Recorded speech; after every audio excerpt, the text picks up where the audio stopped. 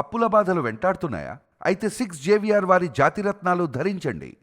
Hello అండి, అందరికీ నమస్కారం. నేను మీ కట్ట కార్తీక్. తెలుగు నేల మీద సుదీర్ఘ రాజకీయ జీవితం ఉంది ఆయనకి. ఆయన జీవితం ఆదర్శం, కానీ మరణం మాత్రం చాలా బాధాకరంగా జరిగింది. ఇప్పటికే మీకు అర్థమైపోయి ఉండాలి. విభజిత రాష్ట్రానికి తొలి స్పీకర్గా పనిచేశారు డాక్టర్ కోడెల శివప్రసాదరావు గారు. ఆయన గురించి ఈ జనరేషన్ తెలియాలంటే ఒకసారి బాలకృష్ణ గారి సింహ సినిమా చూడాలేమో. ఆయన జీవితానికి చాలా దగ్గరగా ఉంటుంది ఆ సినిమా కథ.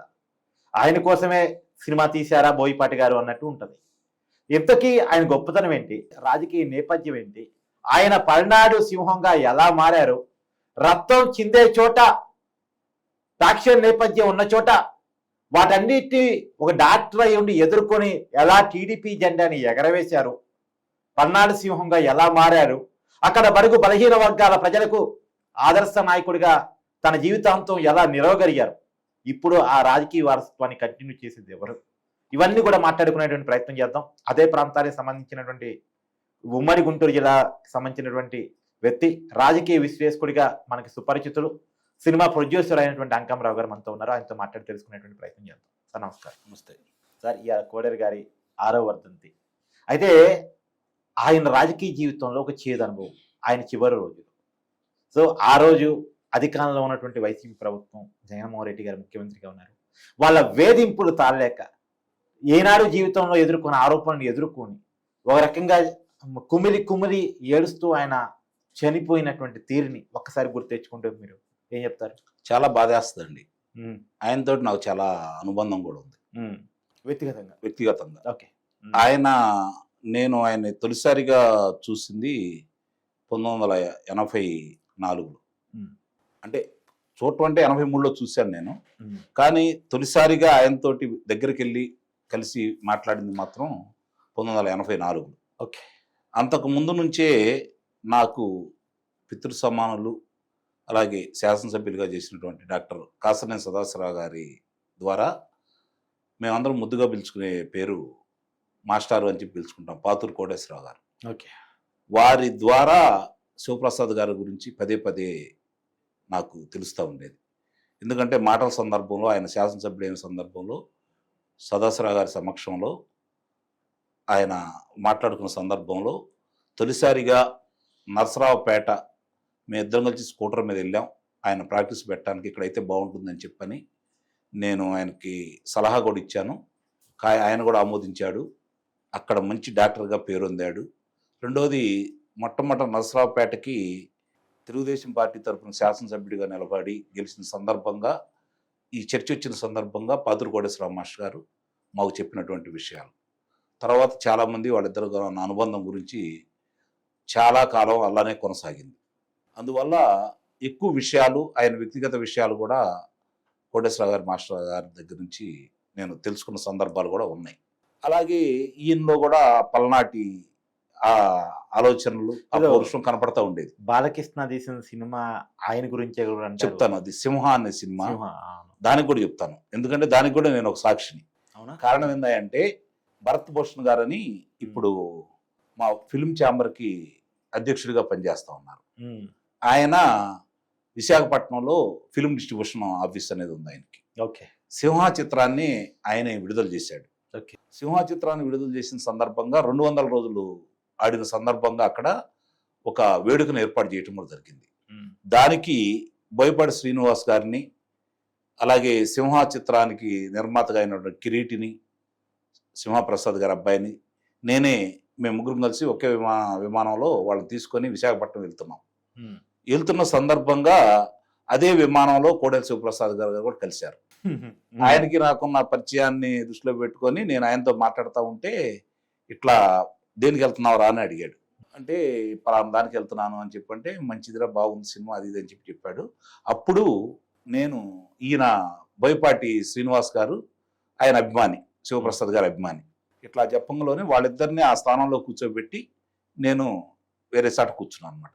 వాళ్ళిద్దరూ మాట్లాడుకున్న సందర్భంగా అప్పుడు బోయపాటి శ్రీని గారు చెప్పింది ఏంటంటే, ఆ కట్అవుట్, ఆ గొడ్డలి ఇది అనేది నేను ఒకనాడు ఆయన్ని నరసరావుపేటలో చూశాను నేను చదువుకున్న సందర్భాల్లో, కాబట్టి అది నా మనసులో బలంగా నాటుకుపోయింది, ఆయన క్యారెక్టరే ఇది అని చెప్పని బోయపాటి శ్రీనివాస్ గారు చెప్పడం కూడా జరిగింది.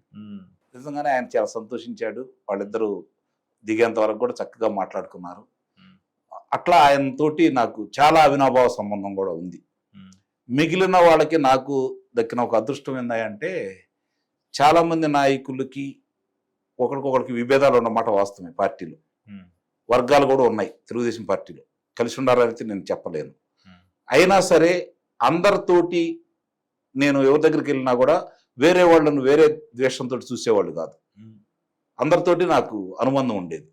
కాబట్టి ఈయనతోటి కలిసి ప్రయాణం చేయడానికి నాకు ఎప్పుడు కూడా ఇబ్బంది అయితే కలగల. మామూలుగా గుంటూరు జిల్లాలో నాయకుల మధ్య కొంత వైరుధ్యం ఉండేది, కానీ పార్టీ అంటే అందరూ ఒకలాగానే పనిచేసేవాళ్ళు. అలాంటి సందర్భాల్లో కూడా నాకు అందరితోటి వాళ్ళతో సన్నిహితంగానే ఉండేవాడిని నేను. నాకు ఎప్పుడూ ఇబ్బందులు ఉండేది కాదు. మా శాసనసభ్యులు మాకినేని పెదరత్తి గారు, వీరు వారు కూడా 2004 వరకు శాసనసభ్యులే. మా శాసనసభ్యులు కూడా మంత్రి గారిని చేశారు. ఇక వీళ్ళిద్దరిది విభిన్నమైన శైలి అయినా సరే నా వరకు ఇద్దరికి నేను ఆత్మీయంగానే ఉండేవాడిని. ఆ సందర్భంగా కొన్ని వందల సార్లు వారితోటి నేను కలిసి ప్రయాణం చేయడం కావచ్చు, చూతా అది వస్తాను నేను. ఆ క్రమంలో ఆయన దగ్గరగా చూసినటువంటి వ్యక్తిగా నేను ఆయన ఆత్మహత్య చేసుకుంటాడని ఏ రోజు కూడా నేను భావించలేదు. చాలా బాధాకరమైన విషయం అది. నా వరకు నాకు చాలా బాధాకరమైన విషయం. ఆయన పోరాట యోధుడు. అవసరమైతే ఆయనే ముందుండి వాళ్ళతో పోరాడి ప్రాణాలు వదలడానికి సిద్ధపడే వ్యక్తి, కానీ ఇట్లా ఆత్మహత్య చేసుకుంటాడని నేను భావించలేదు. ఇందాక మీకు చెప్పాను, ఇందాక చెప్పినట్టు నేను ఆయన వైద్యుడిగా నరసరావుపేటలో ప్రస్థానం మొదలైతే రూపాయి వైద్యుడిగా, మంచి శస్త్రచికిత్స చేసే వైద్యుడిగా ఆయన దగ్గరికి వెళ్తే ఆయన హస్తవాసి మంచిదనే పేరు ప్రఖ్యాతులు తెచ్చుకున్నాడు. కాబట్టి ఆయనకి మొట్టమొదటి రామారావు గారు, ఇందాక నేను చెప్పిన కోటేశ్వరరావు గారి సలహాతోటి రామారావు గారి దగ్గరికి ఆయన వెళ్ళటం, ఆయన్ని శాసనసభ్యుడిగా నిలబెట్టడం, గెలిచినప్పుడు కూడా అప్పటిదాకా ఆ పల్నాడు ప్రాంతంలో ముఖ్యంగా నరసరావుపేట ఏరియాలో ప్రశ్నించే వాళ్ళని ఇళ్ల మీదకి వెళ్ళి కొట్టి, కరుకు కత్తులు కరాళ నృత్యం చేపిస్తూ, బాంబులతోటి వాళ్ళ ఇళ్ల మీద దాడులు చేస్తూ, వాళ్ళని భయభ్రాంతులను గురి చేస్తూ అరాచక పాలన సాగించినటువంటి వాళ్ళకి చరమగీతం పాడింది 1983 ఆయన విజయం. అది వాళ్ళు జీర్ణించుకోలేకపోయారు కట్టవారు. అది వాళ్ళు జీర్ణించుకోలేకపోయినా కూడా వాళ్లే ఈ ప్రభుత్వం అధికారంలోకి వచ్చినా కూడా వాళ్ళు వీళ్ళ ఇళ్ల మీద పడి కొట్టం మొదలుపెట్టారు. ఇలా కార్యకర్తలను కొట్టం మొదలుపెట్టారు, ఇలా నాయకులను కొట్టం మొదలుపెట్టారు. కొంతమందికి ఆయన చికిత్స చేయడం మొదలుపెట్టిన తర్వాత ఎన్నాళ్ళు ఇదని చెప్పని మొట్టమొదటగా ఆయన ముందుండి నడుచుకుంటూ అందరినీ మమేకం చేసుకుంటూ ఎదురు దాడి ప్రారంభించాడు కోడెల శివప్రసాద్ గారు. నకిరేకల నుంచి ప్రారంభమైంది అతని ప్రస్థానం. రాజకీయంగా ఎమ్మెల్యే గెలవడం అనేది ఒక ఎత్తు. అప్పుడు దాకా చాలా సౌమ్యుడు, ప్రాణాలు పోయటమే తప్ప ఇలాంటివి తెలియదు ఆయనకి. అలాంటి వ్యక్తి సహించలేక ఎంతో మంది, ఇప్పటికీ చెబుతున్నాను నేను, ఎంతో మందిని వాళ్ళు కిడ్నాప్ చేసి కాలువల్లో పడేసి చంపేసి, కొంతమంది ఈ రోజు కూడా వాళ్ళు బతికున్నారో చచ్చిపోయారో కూడా తెలియని మనుషులు చాలా మంది ఉన్నారు ఈ రోజు కూడా. అంతటి దౌర్జన్యం చేసి వాళ్ళు చేసే కార్యక్రమాలన్నీ కూడా కిరాతకంగా ఉంటే చూసి తట్టుకోలేక అధికారంలో మనం ఉన్నామా వాళ్ళు ఉన్నామని చెప్పని ఆయన ముందుండి నడిపించేసి వాళ్ళని నరసరావుపేట ప్రాంతానికి తరిమి కొట్టగలిగినటువంటి వ్యక్తి ఎవరైతే కాసు బ్రహ్మానంద రెడ్డి గారిని ఓడించడానికి కంకణం కట్టుకొని ముందుండి ఓడించినటువంటి వ్యక్తి, అప్పటి నుంచే పల్నాటి పులిగా ఈ రోజు ప్రజలందరి చేత యావత్ ఆంధ్ర రాష్ట్రమే కాదు, తమిళనాడు, కర్ణాటక, పక్కన ఒరిస్సా రాష్ట్రాల్లో కూడా పల్నాటి పులిగా ప్రసిద్ధి చెందినటువంటి ఏకైక వ్యక్తి డాక్టర్ కోటేశ్వర ప్రసాద్ గారు. చనిపోయి 6 సంవత్సరాలు అవుతుంది, కానీ ఇంతవరకు మళ్ళీ పల్నాటి ప్రాంతంలో ఆయన స్థానాన్ని భర్తీ చేసే ఒక్క నాయకుడు వచ్చాడా చెప్పండి? ఈ రోజు వరకు కూడా పోనీ జిల్లా స్థాయిలో ఒక నాయకుడు వచ్చాడా? మళ్ళీ ఈ రోజు నాకు కనపడుతుంది పెంపసాని చంద్రశేఖర్ గారు. నిస్సందేహంగా చెబుతున్నాను, కోడేరు వారసుడా? నిస్సందేహంగా చెబుతున్నాను. ఆయన అంటే ఆయన కూడా పల్నాటి రక్తం ఆయనలో కూడా ఉంది. పల్నాటి ప్రాంతంలో ఆయన పెరిగాడు కాబట్టి నిస్సందేహంగా కూడా ఆయనకు కూడా పల్నాటికి సంబంధించినంత వరకు ఆ పౌరుషం, ఆ రాజస్యం ఆయనలో కూడా ఉందని అయితే నేను భావిస్తున్నాను. ఈ రోజు మీరు గమనిస్తే నరసరావుపేట అభివృద్ధికి కావచ్చు, పల్నాటి ప్రాంతానికి అభివృద్ధికి కావచ్చు, ముఖ్యంగా నరసరావుపేట అంటే కోడెల శివప్రసాద్ గారు అంటేనే నరసరావుపేట. ఆ విధంగా పేరు తెచ్చుకున్నారు. ఆయన పేరు చెబితే నరసరావుపేట గుర్తొచ్చింది, నరసరావుపేట పేరు చెబితే కోడెల శివప్రసాద్ గారు గుర్తొస్తారు. దాంతోపాటు చేదుకో కోటయ్య అని చెప్పని కొన్ని లక్షల మంది సందర్శకులు వచ్చే కోటప్ప కొండకి ఈ రోజు అభివృద్ధి చేశారు అంటే అణువణువు కోడెల శివప్రసాద్ గారే కనపడతారు, అణువణువు కనపడతారు. ఆ రోజు ఎవరన్నా బాధితుడు వస్తే పలానా వాళ్ళు మా జోలికి వచ్చారని చెప్పిన ప్రారంభంలో వస్తే వాళ్ళకి అండగా నిలబడి ఎదురు తిరిగి వాళ్ళకి ఏ విధంగా అయితే సహాయ సహకారాలు చేశాడో, కోడెల శివప్రసాద్ గారు ఉండని రోజులు, ప్రభుత్వం అధికారంలో ఉండని రోజులు, తెలుగుదేశం పార్టీ వాళ్ళ మీదకి పల్నాడు ప్రాంతంలో ఒకడు రావాలంటే భయపడ్డాడు అంటే కారణం కోడెల శివప్రసాద్ గారు. కోడెల శివప్రసాద్ గారు ప్రతి కార్యకర్తకి అండగా ఉంటారన్న ఆలోచనతో తెలుగుదేశం పార్టీ కార్యకర్తలు దూరికి రావాలంటే భయపడేవాడు అనమాట. అలాంటి వ్యక్తి కోడెల శివప్రసాద్ గారు. అందుకే ఆయన పల్నాడు పులి అనేవాళ్ళు. రాయలసీమ రాజసం, పల్నాడు పౌరసం రెండు ఆ ప్రాంతం వాళ్ళు వెళ్ళారు కాబట్టి, అది కూడా వాళ్ళ వారసుడు కాబట్టి నిస్సందేహం కూడా మళ్ళీ నాకు ఇప్పుడు ఆయన కనపడుతున్నాడు. నిజంగా చెప్తున్నాను, ఇది పార్టీ నాయకులు కొంతమంది ఇబ్బంది అయితే పడితే పడవచ్చేమో కానీ నేను చెబుతున్నది మాత్రం 100% ఈరోజు నిజం అనమాట. కారణం ఎందుకు దగ్గరగా చూసిన వ్యక్తిని నేను. అటు శివప్రసాద్ గారిని చూశాను, ఇప్పుడు ఈయన్ని చూస్తున్నాయన్నాను. అంటే ఇప్పుడు ఆయన చనిపోయి 6 సంవత్సరాలు అవుతుంది కదా, మరి ఎందుకు ఆ స్థాయి నాయకులు ఎదగలేకపోయాడు ఇంతవరకు? పల్నాడు ప్రాంతంలో నేను ఉండాను అని చెప్పి భరోసా ఇచ్చే నాయకులు ఎందుకు రాలేకపోతున్నారు?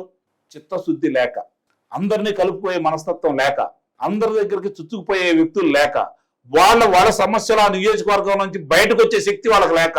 గమనించుకోండి, నేను ఒక ఎన్నికల్లో చూశాను.